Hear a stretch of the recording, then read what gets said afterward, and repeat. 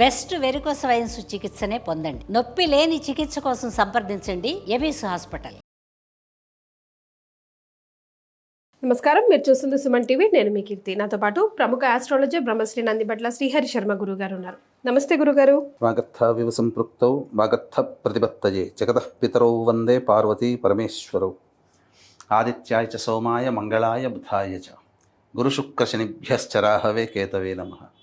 శృంగేరి జగద్గురు పీఠాధిపతులకి, కంచి పీఠాధిపతులకి నమస్కారములు తెలియజేసుకుంటూ కార్యక్రమాన్ని ప్రారంభిద్దాం. గురుగారు, నవంబర్ 15 ఉత్పన్న ఏకాదశి చాలా చాలా ఇంపార్టెంట్ డే అంటున్నారు. మరి ఈ రోజు మేము పాటించవలసిన విధి విధానాలు కానివ్వండి, నియమాలు కానివ్వండి, అందులో మిగతా ఏకాదశులకి ఈ ఏకాదశికి చాలా వ్యత్యాసం ఉంది. ఇది చాలా ముఖ్యమైన రోజుగా చెప్తా ఉన్నారు. మరి దాని గురించి ఒకసారి వివరిస్తారా? తప్పకుండానమ్మా. కార్తీక బహుళ ఏకాదశి శనివారం అయింది. ఆ రోజున ఉత్తరా నక్షత్రంతో కూడుకున్నటువంటి రోజు. ఆ రోజుకి చాలా ప్రత్యేకత ఉందమ్మా. అంటే ఉత్పన్న ఏకాదశి అంటే ఏకాదశి తిథి పుట్టినరోజు అని చెప్పవచ్చు. ఓ, సో ఇక్కడ నుంచి ఏకాదశులు అనేది ప్రారంభమైంది. అసలు ఏకాదశి తిథి ఇక్కడి నుంచి పుట్టింది. పైగా దీనికి ఉన్నటువంటి ప్రత్యేకత తెలిస్తే ఎవ్వరూ కూడా ఈ యొక్క ఏకాదశిని వదులుకోలేరు. కాబట్టి వీక్షించేటువంటి ప్రేక్షకుల్లో కూడా ఇప్పుడు చాలామంది అనేక సందర్భాలలో ఎంతోమంది ఏకాదశి వ్రతాన్ని ఆచరించిన తరువాత మేము కూడా పాటిస్తే బాగుండు, కానీ ఎలా పడితే అలా పాటించడానికి లేదు, ఎప్పుడు పడితే అప్పుడు మొదలు పెట్టడానికి లేదు. దీనికంటూ ఒక విధానం ఉంది. ఆ విధానమే ఇప్పుడు రాబోతున్నటువంటి ఉత్పన్న ఏకాదశి. అంటే ఎవరైనా కానీ ఏకాదశి వ్రతాన్ని నేను ఆచరించదలుచుకున్నాను అని అనుకున్నటువంటి వాళ్ళు ఈ యొక్క ఏకాదశి రోజు నుంచి ప్రారంభించాలి. అంటే మామూలుగా అయితే గురుగారు సంవత్సరం పొడుగునా ఏ ఏకాదశి వచ్చినా ఒక బండ గుర్తు, ఒక గుడ్డి గుర్తు ఏంటి అంటే ఉపవాస దీక్ష పాటించాలి, నాన్ వెజ్ తినే వాళ్ళైతే కంప్లీట్గా అవాయిడ్ చేయాలి అని చెప్పేసి. సో మరి ఈ రోజుకి ఉన్న నియమం ఏంటో? ఈ రోజుకున్నటువంటి కొత్తగా ప్రారంభించదలిచినటువంటి వాళ్ళకి ఈరోజు చాలా అనుకూలమైనటువంటిది. రెండవది, 24 ఏకాదశులు వస్తాయి సంవత్సరానికి.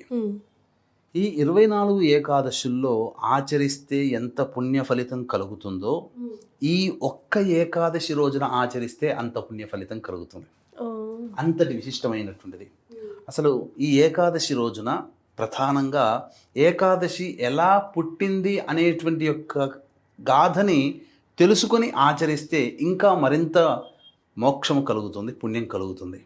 అంటే పూర్వము మురాసురుడు అనేటువంటి రాక్షసుడు ఉండేవాడు.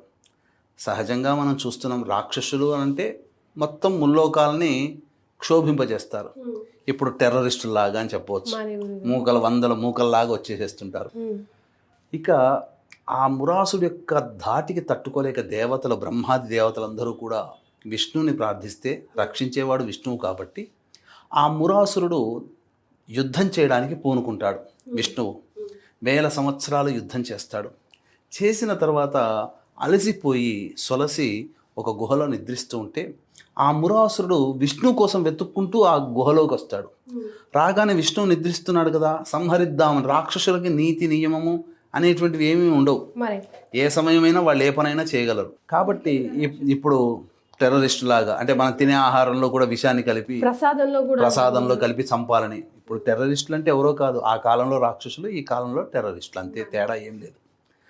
ఇక మురాసురుడు ఏం చేశాడు అంటే విష్ణుమూర్తిని సంహరించాలి అనే ఆశతో వెళ్ళిపోతాడు.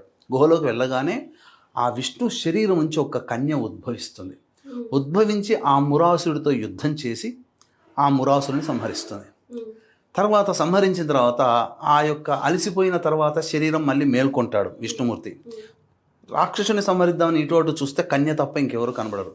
ఎవరమ్మా నీవు, ఎందుకు ఇక్కడ ఉన్నావు అని అడిగితే నీ శరీరం నుంచి ఉద్భవించానయ్యా అని చెబుతుంది. ఇగో ఈ మురాసురుని సంహరించాను, మిమ్మల్ని సంహరిద్దాం అనుకునే సందర్భంగా నేనే సంహరించానంటే అప్పుడు విష్ణుమూర్తి చాలా సంతోషిస్తాడు. నేను చెయ్యాల్సినటువంటి పనిని నీవు చేశావు కాబట్టి ఏదైనా వరం కోరుకో అమ్మా, నీకు నేను ప్రసాదిస్తాను అంటే 3 వరాలు కోరుకుంటుంది. ఉన్నటువంటి భక్తులలో అగ్రగణ్యురాలుగా నేను ఉండాలి, నా కీర్తి చిరస్థాయిగా నిలిచిపోవాలి. విష్ణు భక్తుల్లో అందరికల్లా నీకు నేను ప్రియం అయినటువంటి వ్యక్తిని కావాలి. తర్వాత అప్రియమైన తిథిగా ఉండాలని కోరుకుంటుంది. ఈ నేను ఏర్పడినటువంటి రోజున ఎవరైతే నిన్ను కొలుస్తారో వాళ్ళకి మోక్షం కలగాలి అని చెప్పి కోరుకుంటుంది. ఈ విధంగా కోరుకున్న తర్వాత విష్ణుమూర్తి మెచ్చుతాడు. ఎందుకంటే నీ గురించి కాకుండా ప్రజలందరి గురించి కోరుకున్నావు కాబట్టి నీకు ఆ వరాలు ప్రసాదిస్తున్నాను అని చెప్పి ఈ రోజున ఉద్భవించినటువంటి ఏకాదశి మరి మాసాలలో కూడా ఆ విధంగా ప్రతి కృష్ణపక్షము శుక్లపక్షంలో కూడా ఈ ఏకాదశి అనేటువంటిది వస్తుంది. విధి విధానంగా ఆచరించినటువంటి వాళ్ళకి ఆ యొక్క విష్ణుమూర్తి యొక్క అనుగ్రహం కలుగుతుంది. ముఖ్యంగా ఏకాదశికే ఎందుకు ఉపవాసనీయం అని అంటే మనం సైన్స్ ప్రకారం కూడా మనం ఆలోచించినట్లయితేనమ్మా మన ఈ భూమి మీద తిరుగుతున్నటువంటి జీవజాలానికి ఆకాశంలో అంతరిక్షంలో ఉన్నటువంటి గ్రహాలకి కాస్మిక్ రేస్ అనేటువంటిది ఉంటుంది. ఒక మధ్యలో ఒక అవినాభావ సంబంధం ఉంటుంది. కాబట్టి దైవిక శక్తి మానవుని శరీరంలోకి ప్రవేశించాలి అంటే శరీరము శుద్ధముగా ఉండాలి. ఆహారం భుజించితే శరీరము కొన్ని శక్తులని గ్రహించలేదు. అందుకని ఈ మనకు మొత్తము 30 రోజులు మాసంలో ఏకాదశినే వాళ్ళు టార్గెట్ చేశారు. ఆ ఏకాదశి అంటే అనేక రోజుల్లో ఉపవాసం ఉంటే వచ్చే ఫలితం కంటే ఏకాదశి రోజున వచ్చే ఫలితం ఉందే టెస్ట్ చేసి ఈ ఏకాదశికి చాలా ప్రాధాన్యత ఉంది, ప్రాముఖ్యత ఉంది, అత్యంత శక్తిప్రదమైనటువంటిది. ఈ రోజున మానవుడు ఉపవాసం ఉండాలి అని చెప్పారు. దీన్ని జపాన్ దేశస్తులు వాళ్ళందరూ కూడా నెలకొకసారి ఉండాలని అన్నారు. వాళ్ళు ఓవరాల్గా చెప్పారు, ఏ రోజని చెప్పలా. కానీ మన వాళ్ళు ఏకాదశి రోజునే ఉపవాసం ఉండడాన్ని చూసి వాళ్ళు ఆ రోజున టెస్ట్ చేస్తే రీసెర్చ్ చేసినటువంటి కారణం చేత దైవక శక్తి ఈ రోజున ఏదో ఒక మనిషిని రక్షించే శక్తి మానవ శరీరంలో ప్రవేశిస్తుందని తెలుసుకున్నారు. శరీరం బాగా ఆరోగ్యంగా ఉంటుంది ఈ ఒక్క రోజున ఉపవాసం ఉంటే. అందుకనే ఇది పెట్టారేమో అని చెప్పి అందుకనే చక్కగా దైవధ్యానం చేసుకుంటూ ఏకాదశి వ్రతాన్ని ఆచరించాలి. ఈ ఏకాదశి వ్రతాన్ని ఆచరించదలిచినటువంటి వాళ్ళు ముందు రోజు నుంచే సిద్ధమవ్వాలి. దశమి రోజు నుంచే సాయంకాలం ప్రదోషకాల సమయానికి కాలకృత్యాదులు తీర్చుకొని విష్ణు దేవాలయానికి చేరుకొని మొట్టమొదలుగా ఈ ఉత్పన్న ఏకాదశికే ప్రధానం కాబట్టి ఈ రోజు నుంచి నేను ఏకాదశి వ్రతాన్ని ఆచరిస్తాను. భగవానుడా నాకు శక్తిని భక్తిని ప్రసాదించు, నమ్మకాన్ని ప్రసాదించు అని చెప్పి వేడుకొని వచ్చి ఉంటే సరిపోతుంది. ఆ రోజు రాత్రి మాంసాహారం, మద్యపానం, ధూమపానం ఏమీ తీసుకోవద్దు. బ్రహ్మచర్య వ్రతం ఆచరించాలి. వీలైతే నేల మీద పడుకుంటే మంచిది. ఈ విధంగా చేసి పొద్దున్నే లేచి కాలకృత్యాదులు తీర్చుకొని ఇంట్లో దీపారాధన, తులసి చెట్టు దగ్గర ఆవు నేతితో దీపారాధన, తులసి చెట్టు పక్కన శంకుచక్రములు బియ్యపిండితో ముద్ర వేసి అష్టదళ పద్మం వేసి మధ్యలో పుష్పములు, గంధము, అక్షతలతో అలంకరణ చేసి మధ్యలో దీపం పెట్టి ఆవు నేతితో దీపారాధన చేసి విష్ణు సహస్రనామ పారాయణము, 2 అరటిపండ్లు, దానిమ్మ పండు, ఆవు పాలు నైవేద్యంగా పెట్టడం. తర్వాత విష్ణు దేవాలయానికి చేరుకొని విష్ణువుకి మనస్ఫూర్తిగా నమస్కారం చేసుకొని ఇక ఆ రోజు ఇంటికి వచ్చి భోజనము అనేటువంటిది స్వీకరించకుండా నిద్రపోకుండా విష్ణునామస్మరణ, నారాయణాయ నమః అంటూ విష్ణునామస్మరణ చేసుకుంటూ ఉండడం. మళ్ళీ ప్రదోషకాల సమయానికి దీపారాధన, మళ్ళీ ఇంట్లో విష్ణు సహస్రనామ పారాయణం, దేవాలయ దర్శనం ఆ విధంగా చేసుకొని వీలైతే ఆ రోజున జాగారం ఉండడం. తెల్లవారి ముఖ్యంగా ఆదివారం ద్వాదశి తిథి వచ్చింది. ద్వాదశి తిథి రోజునే హరివాసరం అని అంటారు, అంటే విరమింప చేయడం అని చెప్పి. కాబట్టి ఆ ద్వాదశి తిథి రోజున అందరూ కూడా మళ్ళీ స్నానం ఆచరించి చక్కగా కాలకృత్యాదులు తీర్చుకున్న తర్వాత విష్ణు సహస్రనామ పారాయణ మళ్ళీ ఒకసారి చేయాలి. తర్వాత ఏం చెయ్యాలి, ఎలా విరమించాలో కూడా తెలియజేస్తాను వీక్షించేటువంటి ప్రేక్షకులకి.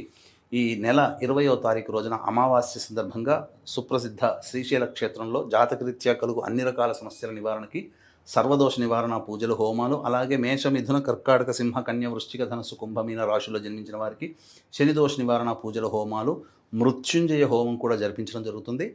ఈ యొక్క కార్యక్రమంలో నమోదు చేసుకున్నటువంటి వాళ్ళకి శక్తిపాతం చేసిన కరుంగలి మాల ఇవ్వడం జరుగుతుంది. కాబట్టి 20వ తారీఖు సాయంత్రం 6 గంటలకు ప్రారంభమవుతుంది. కాబట్టి ఆ రోజున 5 గంటల లోపల మీ గోత్రనామాలు నమోదు చేసుకోవచ్చు. స్క్రీన్ పైన కనిపిస్తున్న నెంబర్కి కాంటాక్ట్ చేసి పూర్తి వివరాలు తెలుసుకోవచ్చు. ఇక విరమింప చేయడం సంబంధించినటువంటిది చూసుకుంటే ఆ రోజున ఇంట్లోనే అన్నము అవన్నీ కూడా భోజనాది కార్యక్రమాలు, వంట వండి ఏకాదశి రోజు సాయంకాలం కూడా తినకూడదు. పండ్లు, పాల పదార్థాలు తినవచ్చు, తప్పు లేదు. శరీరాన్ని ముఖ్యంగా తినకూడదు. తెల్లవారి ఇంట్లోనే వంటకాలన్నీ పూర్తి చేసుకున్న తర్వాత అతిథి అభ్యాగతులకు ఎవరికైనా కానీ అన్నదానము చేసి అప్పుడు ఇంట్లో వాళ్ళు భోజనం చేయాలి. ఈ విధంగా చేసినటువంటి మానవుడి యొక్క గొప్పతనము, పుణ్యాన్ని వర్ణించడానికి దేవతలకు కూడా వీలు పడదు. 1 సంవత్సరం చేసి చూడండి అమ్మా. తద్వారా శరీరంలో ఎన్ని రోగాలు నయమవుతాయో నేను అనుభవించి చెప్తున్నానమ్మా. ఎందుకనంటే కాశీక్షేత్రంలో మన కార్తీక పౌర్ణమి సందర్భంగా ఉన్నాం కదమ్మా. ఆ ఉన్నన్ని రోజులు ఉపవాసంగానే ఉండడం ఎంత బాగుందంటే, ఉపవాసం ఇలా ఉంటే ఇంత చక్కగా మన శరీరం బాగుపడుతుందా అని చెప్పడానికి స్వానుభవంగా చెప్తున్నాను, అనుభవించి చెప్తున్నాను. కాబట్టి వీక్షించేటువంటి ప్రేక్షకులు చక్కగా ఈ యొక్క నియమాన్ని పాటించి తరించండి, దైవానుగ్రహాన్ని పొందండి అని చెప్పవచ్చు. చాలా సంతోషం గురుగారు. శ్రీమాత్రే నమః. సర్వం శ్రీ ఉమామహేశ్వర పరబ్రహ్మార్పణమస్తు.